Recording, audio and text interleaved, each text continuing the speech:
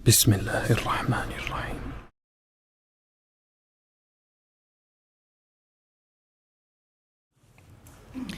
بسم الله. السلام عليكم ورحمة الله وبركاته. الحمد لله وكفى والصلاة والسلام على نبينا المصطفى وعلى آله وصحبه ومن اهتدى بهديه إلى يوم يلقى. Tema kita kali ini adalah membahas tentang satu sisi yang dimiliki oleh manusia secara fitrah. Bahkan anak kecil di awal dia menghadapi dunia ini dalam tarbiyahnya sudah mengenali tentang pembahasan kita kali ini. Bahkan sebelum si anak ini memahami apa yang diucapkan orang tuanya, anak sudah memahami bahwa orang tuanya mencintai atau tidak. Dilain dari rasa cinta tadi, ada rasa takut, ada rasa berharap. Yang kemudian dari rasa berharap dan rasa takut tadi muncul rasa lega atau rasa amarah. Tapi apakah anak kecil akan mengetahui tentang cinta ini? Tergantung apakah orang tuanya mengenali atau tidak. Kalau orang tuanya mengenali, maka dia akan mengajarkan kepada anak, orang bahasanya sih manajemen perasaan atau emosi. Itu kalau dalam dunia pendidikan. Tapi kalau tidak, ya akhirnya anak pun akan dihakimi. Nggak jarang kita mendengar anak dibilang sebagai anak yang nakal. Padahal faktanya, bagaimana bisa seorang anak melakukan kenakalan? Bukankah nakal itu pelanggaran? Nakal itu kan bahasa Arab ya. Nakala. Nakal itu salah satu pelanggaran aturan. Nah, anak itu disebut sebagai nakal karena dalam sudut pandang orang tua yang kehidupannya teratur, ketika anak melanggar aturan disebut sebagai nakal. Padahal di situ ada gejolak reaksi dari emosi yang tidak terluapkan. Ala kulli hal, sehingga pembahasan kita kali ini pembahasan yang jauh lebih mudah untuk diterima sebenarnya, karena berbicara tentang fitrah, sebagaimana la ilaha illallah juga berbicara tentang fitrah. Ketika kita terbiasa menyandarkan sesuatu itu ke perkara hanya yang satu aja, itu adalah fitrah. Begitu pula dengan la ilaha illallah, begitu pula dengan cinta.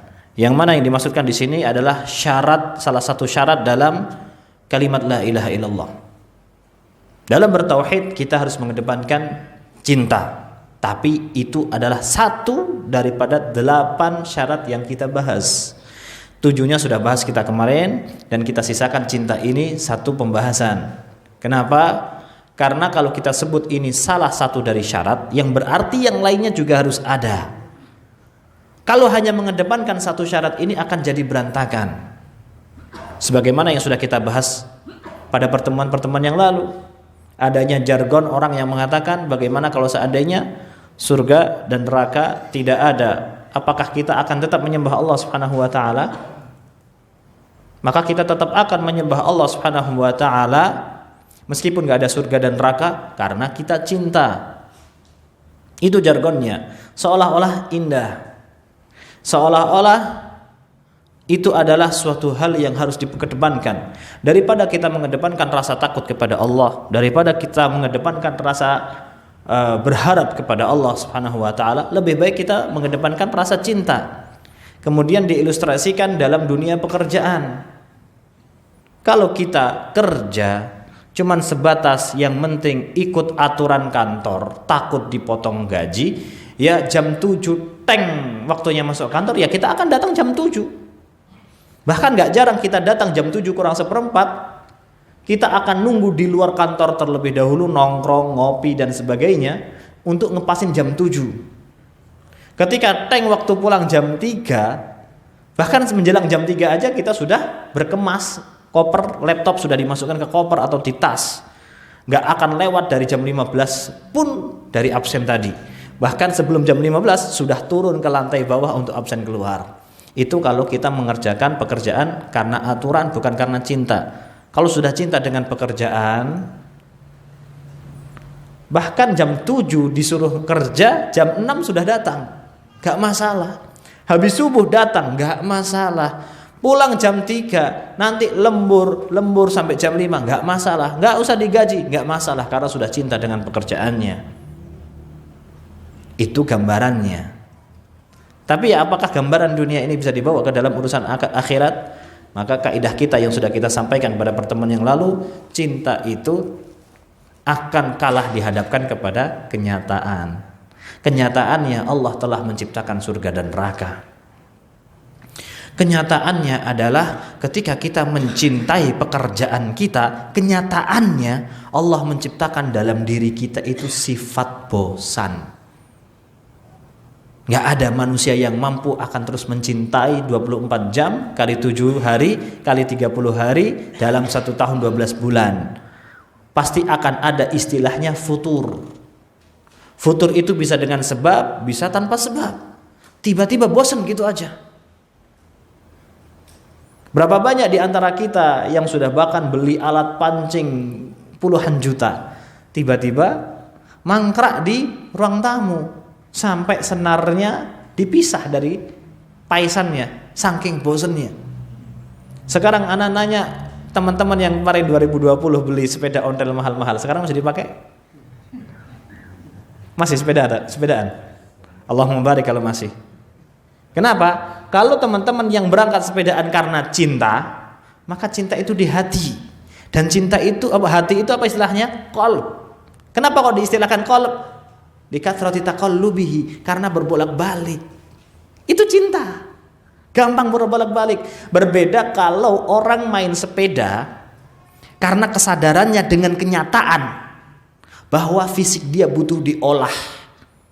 Barulah dari kenyataan tadi dia insya Allah bisa istiqomah. Naik sepeda ontel dari 2020, corona sudah kelar, sampai 2025 masih ngontel. Kenapa? Karena dia tahu kenyataan hidupnya, dia butuh olahraga. Pekerjaan tadi, mungkin dia dari awal kerja, apalagi ketika belum ada masalah dengan kakak kelas atau kakak tingkat atau dengan senior di pekerjaannya, mungkin dia akan datang jam 6, nongkrong dulu sama atasan, jam 7 kantor, jam 3 pulang, tapi nongkrong di kantor 2 tahun, 3 tahun. Ketika nemu masalah, apakah cinta itu masih ada? Apakah tetap akan bertahan? Atau tahu-tahu ada salah paham dengan teman kolega, langsung resign? Bahkan tidak, Masya Allah, orang-orang yang mengedepankan cinta dalam pekerjaannya adalah orang-orang yang pertama kali resign karena gak kuat dengan omongan bosnya. Bosnya kalau ngomong toksik, ya salam. Saya yang sebagai soft spoken ya, bilangnya, gak kuat dengan omongan atasan. Ini biasanya Gen Z ya, yang mengedepankan pendidikannya mentality ya. Orang-orang yang mengedepankan mental, ujung-ujungnya mental. Dia tidak belajar dari orang tuanya yang dalam bekerja tidak mengedepankan mental, tapi mengedepankan kebutuhan, kenyataan hidup. Kenapa kok bapak-bapak kita bekerja bisa bahkan sampai kondisi demam berangkat? Butuh. Itu kenyataannya. Allah menciptakan kita dari rasa takut, berharap. Itu munculnya.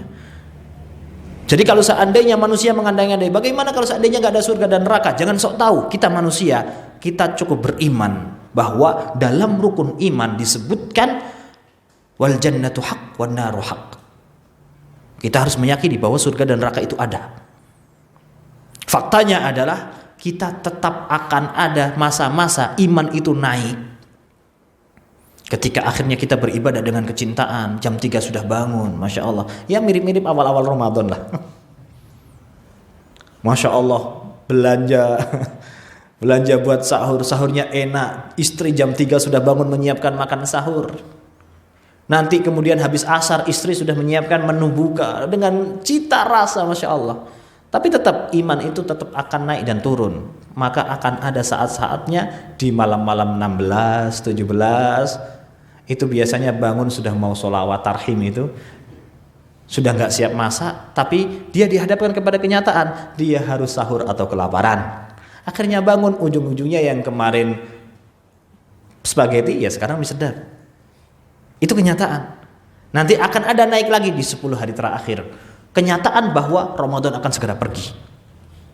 Mau gak mau, yang tadinya ngajinya mungkin setengah halaman, satu halaman, mau nggak mau akan nambah hafalannya atau bacaannya. Kenapa? Dia tahu kenyataannya Ramadan akan segera meninggalkan. Itu yang dimaksudkan dengan cinta tetap harus dikombinasikan dengan yang lain. Dia tidak sendirian dan harus ada kenyataan yang dipelajari. Dan di sini ada kenyataan yang lebih berat daripada cinta itu.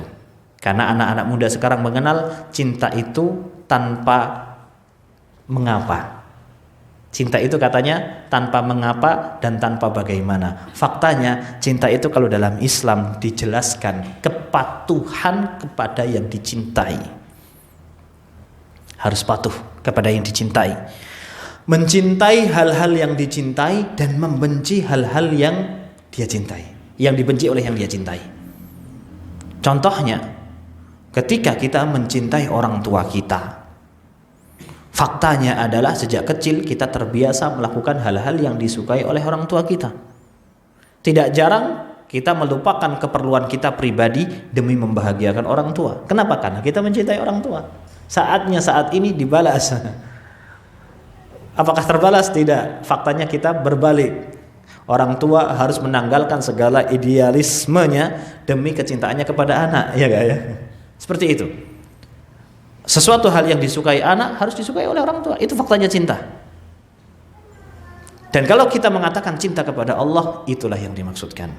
Yaitu adalah tunduk dan patuh kepada Allah Subhanahu wa taala, mencintai apa yang dicintai Allah dan membenci apa yang dibenci Allah. Itu aturan main dalam percintaan. Dan ini yang kita maksudkan percintaan bukan percintaan hawa nafsu manusia, tapi percintaan atau cintanya seorang makhluk dengan sang khalik.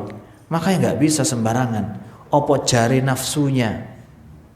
Kata Ibnu Rajab Al-Hambali rahimahullahu taala dalam kitabnya At-Tauhid, dia mengatakan kullu man idda'a mahabbatallah, barang siapa yang mengaku mencintai Allah Subhanahu wa taala, walam yuwaffiqillaha fi amrihi fada'wahu batilah. Kok ternyata dia lam yuwaffiqillaha, dia tidak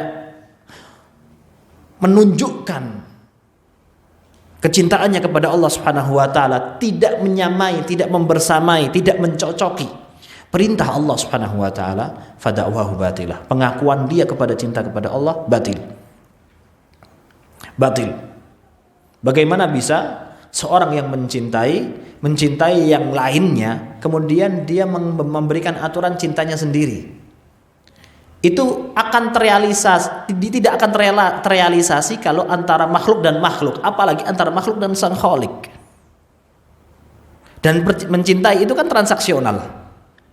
Transaksional itu bisa cancel ketika masing-masing menggunakan cintanya dengan aturannya sendiri. Seorang bapak mencintai dengan caranya sendiri kepada anak, bisa jadi anak tidak merasakan cinta itu. Tidak sesuai dengan aturan, tidak sesuai dengan tujuan, tidak sesuai dengan manfaat. Itu padahal manusia antar manusia. Lalu bagaimana dengan manusia dan sang khalik? Loh, ini kok pembahasannya seolah-olah kok pakai apa istilahnya? Pendekatan filosofis ya. Ya karena yang kita hadapi ini kalau orang sudah berbicara tentang cinta sok filosofis. Ya kita bantah dari segi filosofi. Karena dalil itu adalah filosofi yang terkuat. Kalau seandainya filsafat akal manusia tidak cocok dengan dalil, maka dalil yang kita kedepankan. Nah, sebelum kita tabrakan konsep-konsep cinta yang ada di akhir zaman ini dengan dalil, kita giring dulu bahwasannya akal yang lurus akan menerima dalil. Dan ketika menemukan dalil itu tidak cocok dengan akal, bukan dalilnya yang menyelisihi akal, tapi akalnya yang rusak. Nah, ini kita sedang menyajikan berapa banyak contoh bukti-bukti Allah Subhanahu wa taala secara sunnatullah ingin menekankan bahwa akal kita itu pada dasarnya fitrah mengikuti dalil. Cuma tiba-tiba yaitu tadi dimasuki kepentingan masing-masing, hawa nafsu. Jangankan tentang tauhid yang itu berbicara kepada Allah Subhanahu wa taala, berbicara tentang surga dan neraka, musuhnya adalah iblis. Lawang wisuda aja diperdebatkan. Wisuda SMP SMA yang jelas-jelas itu nggak ada manfaatnya, diperdebatkan. Ya meskipun debatnya juga settingan. Oh, cara lama dipakai sekarang ya. Settingan. Apalagi yang diajak debat artis, ya Allah musta'an. Ya ala kulli hal. Maka yang dimaksudkan dari kecintaan tadi adalah ya dia harus manut dengan siapa yang dia cintai. Barulah sampai titik sini kita dapati kenyataan bahwa cinta itu masuk dalam ibadah. Karena ternyata harus nurut, harus manut dan harus taat. Dan ketaatan tadi menuntut konsekuensi ibadah. Maka cinta tadi juga ibadah. Maka ini masuk dalam sesuatu yang harus ada dalam syahadatul la ilaha illallah. Tapi ingat, kita garis bawahi lagi, dia tidak satu-satunya. Dia adalah satu part dari part-part yang lain. Lalu bagaimana cinta itu seharusnya seharusnya kita berinteraksi dengan cinta tadi yang merupakan fitrah? Maka Al-Quran sudah mengarahkan dalam surat Al-Baqarah ayat 165. Allah menggambarkan tentang bahwa cinta itu harus ada antara sang makhluk kepada sang khalik. Wa minan nasi man yattakhidhu min dunillahi andadan yuhibbuhum kahubbillah. Ada segolongan orang yang mereka mencintai mencari sesembahan selain Allah. Kemudian mencintai sesembahan tadi seperti mereka mencintai Allah. Yang namanya juga mereka menyembah tadi ya, yang sudah kita jelaskan di awal-awal dari konsep uluhiyah. Faktanya semua, siapapun itu, orang yang menyembah berhala, pada dasarnya dia mengakui tidak menyembah berhalanya. Dia sedang menyembah siapa yang dibalik berhala tadi.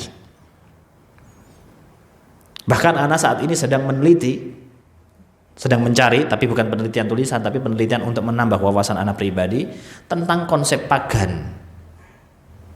Faktanya adalah ternyata kaum paganis yang mereka menyembah berhala-berhala sama konsepnya.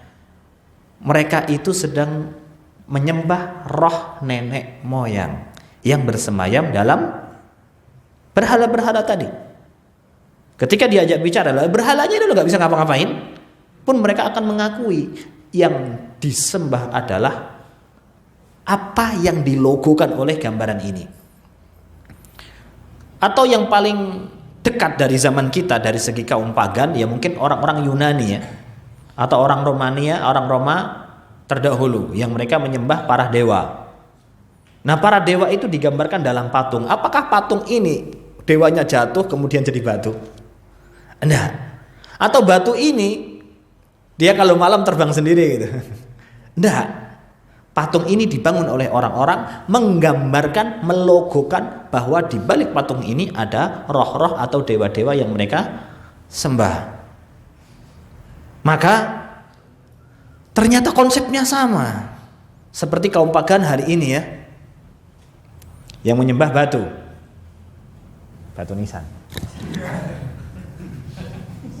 Betul ya? Batunya dalam bentuk batu yang ditulisi kapan wafatnya. Betul ya? Karena nggak menyebutkan sekte apapun ya. Semoga tidak ada yang kesindir. Kaum pagan hari ini pun menyembah batu. Cuma dalam bentuk batu yang berbeda. Batunya cenderung lebih kecil. Ada tulisan identitasnya. Sama. Apakah ada sesembahannya? Sama. Apakah ada perhatiannya sama. Dulu orang-orang penyembah berhala di sekitar Ka'bah, mereka membersihkan berhala itu setiap waktu tertentu. Dibersihkan, debunya dibersihkan, diganti selendangnya. Betul nama betul. Silakan datang ke Bali, silakan melihat bagaimana tetangga kita dari segi agama, mereka menghiasi patung-patung mereka dengan sarung-sarung. Nanti sarung itu kalau kotor diganti, dibersihkan. Familiar? Ala kulli hal, intinya mereka tidak akan melakukan hal itu kecuali karena mencintai apa yang mereka sembah.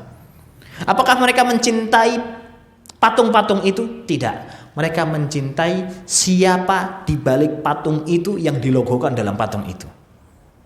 Contoh, kita punya orang tua yang kita cintai, ternyata Allah ambil terlebih dahulu, maka kemudian kita mencintai foto-foto tentang orang tua kita. Apakah kita mencintai fotonya? Tidak. Karena kecintaan kita kepada orang tua menjadikan kita cinta dengan foto yang di situ ada gambar orang tua kita. Itu sudah fitrah.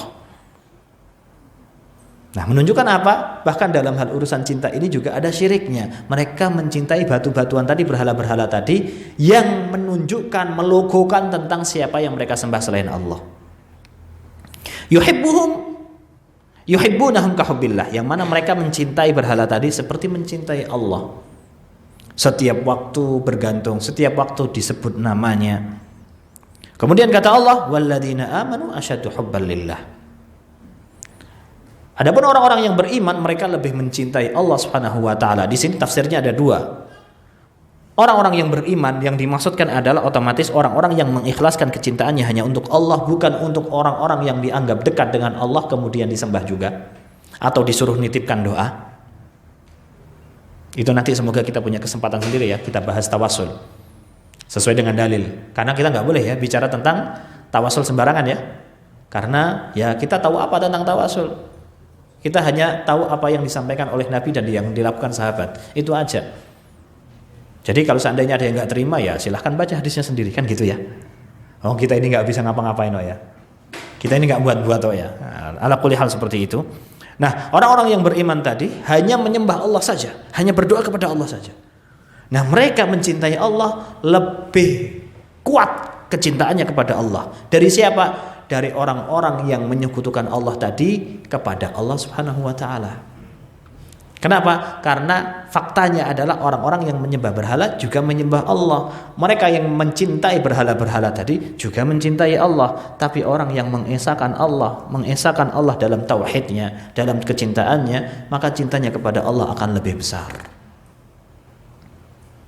Atau tafsir yang kedua adalah kecintaan mereka kepada berhala-berhala tadi tidak akan lebih besar daripada kecintaan kaum mukminin yang ikhlas kepada Allah Subhanahu wa taala. Faktanya apa? Ketika Allah menggambarkan orang-orang Quraisy terdahulu yang mereka menyembah Lata, Uzza, Manat, ketika mereka wa idza massahumud durru fil bahr dhalla man tad'una illa iyyah. Ketika mereka diantem badai di laut, tengah laut, dhalla man tad'una illa iyyah. Tidak ada satu Tuhan pun yang disembah dalam bentuk berhala tadi yang mereka bisa bantu mereka. Kepada siapa mereka berdoa? Hanya kepada Allah Subhanahu wa taala. Buktinya bahwa sebenarnya mereka juga mencintai Allah. Nah, ketika mereka selamat ke daratan, nyembah berhala lagi. Juari. Kayak itu isinya. Itu kalau orang-orang Quraisy yang dulu mereka mengusir Nabi SAW dan hampir membunuh Nabi. Hampir berhasil membunuhnya. Bahkan mereka sudah berusaha, kalau bisa berhasil sampai dengan usaha yang tikel.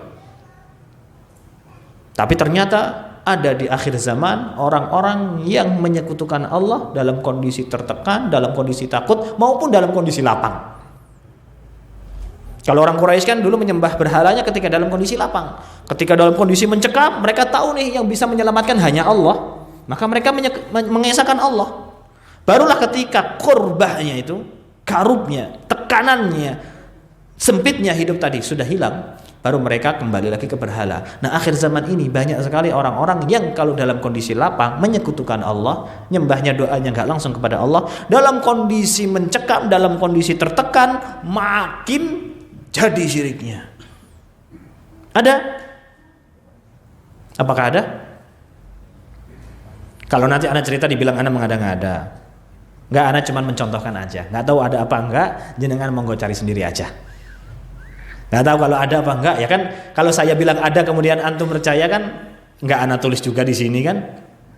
Bisa jadi klaim sepihak. Anak bisa nanti diceritakan mengada-ngada. Anak bilang itu hanya cerita aja. Antum cari faktanya di luar sana monggo. Kalau benar ya berarti yang anak sampaikan benar. Kalau tidak benar ya ayo diskusi. Tapi enggak perlu Sherlock. Nggak perlu ngopi, saya punya kopi sendiri. Ala kulli hal. Kemudian kata Allah Subhanahu wa taala dalam surat Al-Maidah ayat 54. Agak sensitif ya menyebut Al-Maidah ya. 54 ya, 54. 3 ayat setelahnya. Ya ayyuhalladzina amanu may yartadda minkum an dinihi fasawfa ya'tillahu biqaumin yuhibbuhum wa yuhibbunah. Adzillatin 'alal mu'minin, a'izzatin 'alal kafirin, yujahiduna fi sabilillah wa la yakhafuna laumata laim. Kemudian Allah setelah menggambarkan tentang bagaimana orang-orang itu faktanya adalah ada cinta kepada ibadahnya. Mau yang dia itu mengesahkan Allah semata, mereka akan mencintai Allah dengan mati-matian. Ada juga yang ternyata nggak mengesahkan Allah pun juga akan mencintai sesembahannya. Faktanya apa? Cinta itu tetap akan ada.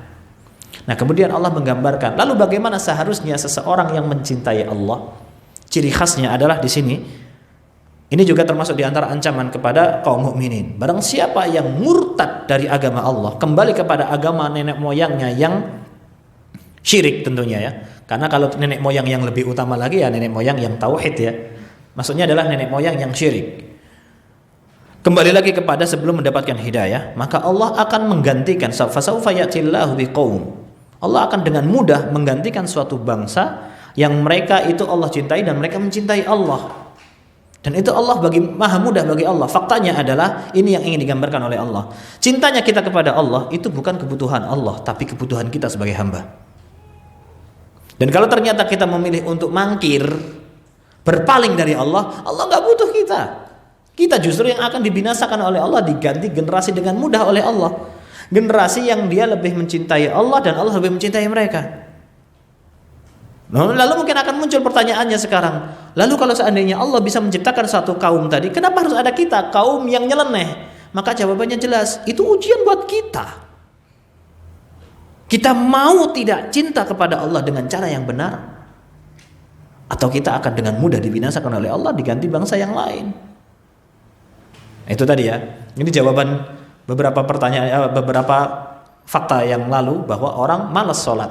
Faktanya adalah sholat itu kebutuhan kita sebagai seorang hamba. Mau cinta nggak cinta, faktanya adalah sholat tetap wajib.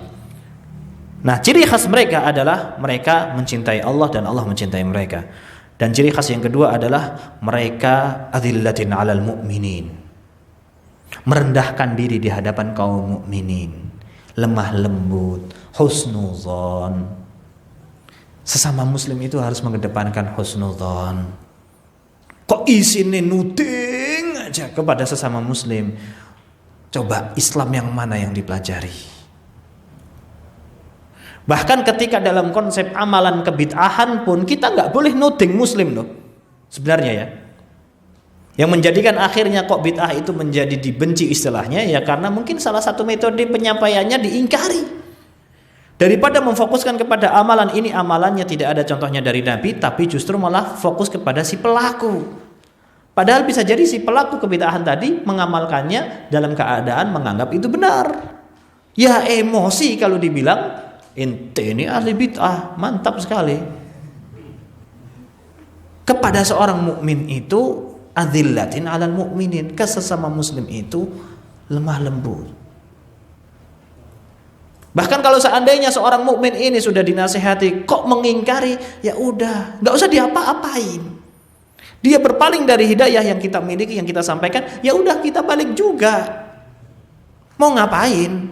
Wong sesama mukmin, sesama muslim, akan kita sama-sama bertanggung jawab di hadapan Allah. Ini yang sering dibahas dalam konsep dakwah ya. Kita ini dibenci karena kita mengajarkan tauhid. Indah sekali itu. Atau jangan-jangan kita dibenci karena salah dalam menyampaikan tauhid.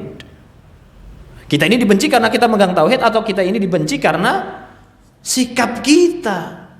Hati-hati. Mengajarkan tauhid itu mengajarkan kasih sayang sesama kaum muslimin. Dan tahdzir, peringatan yang disampaikan itu fokus kepada amalan yang tidak sesuai dengan contoh. Dan dengan penyampaian yang tetap bagaimana yang dinasehati berpotensi menerima, bukan justru malah menantang sopo sing bener. Makanya kan beda cara nasihati kita ke anak tetangga sama anak sendiri. Kalau ke anak tetangga, sing penting tak sampaikan. Terima apa enggak terima ya terserah. Anak itu tonggo. Tapi kalau anak kita ngasih taunya, kesalahannya kemarin ngasih taunya mungkin besok, nunggu timing yang tepat.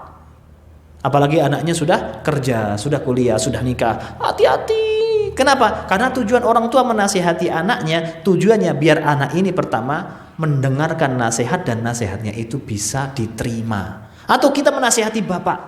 Gak bisa kemudian yang penting aku nandani bapak. Enggak. Tunggu dulu bapak pulang dari sawah. Tunggu dulu sampai istirahat. tunggu dulu sampai mandi, sudah berangkat ke sanggar, ada ke masjid, pulang, kopinya sudah tinggal setengah. Lihat duduknya di ruang tamu atau di depan ruang tamu. Kuntum tuhibbuna Allah fattabi'uni yuhibbukumullah wa yaghfir lakum dhunubakum wallahu ghafurur rahim.